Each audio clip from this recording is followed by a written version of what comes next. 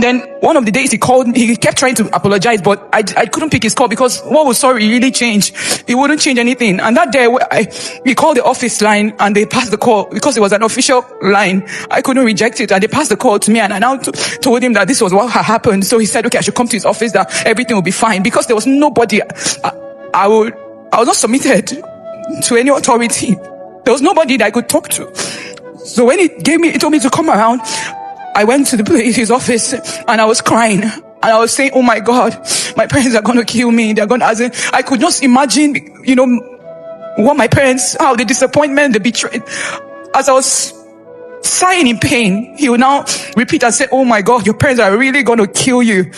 So when he got me to a point where I was almost running mad and I just needed a way out.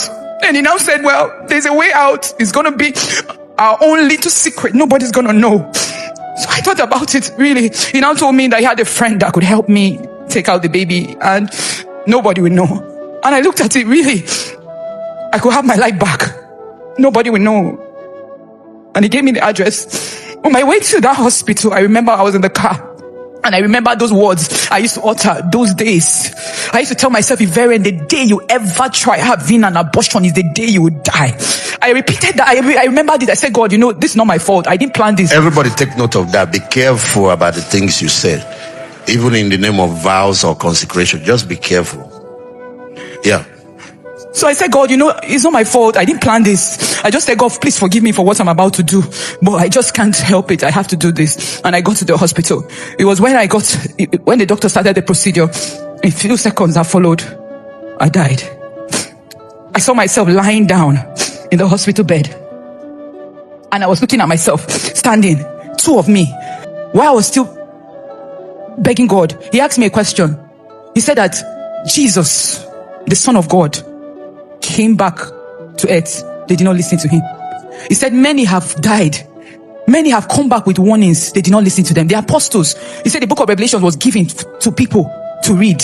He said they do not read it, let alone believe it. He said many have come back with warnings. They did not listen to them. He said, why will they listen to you? I said, God, just give me this chance. I will come back and I will tell everyone that has ears that it happened to me. Why I was still struggling, I was still saying this, I found myself heading back. We got very close to the hospital. And then I woke up in my body. For some days, I just thought the only thing I needed to do was just to be worshiping God. The fear. I couldn't understand how hell can be this real. And we'll be living like everything is normal.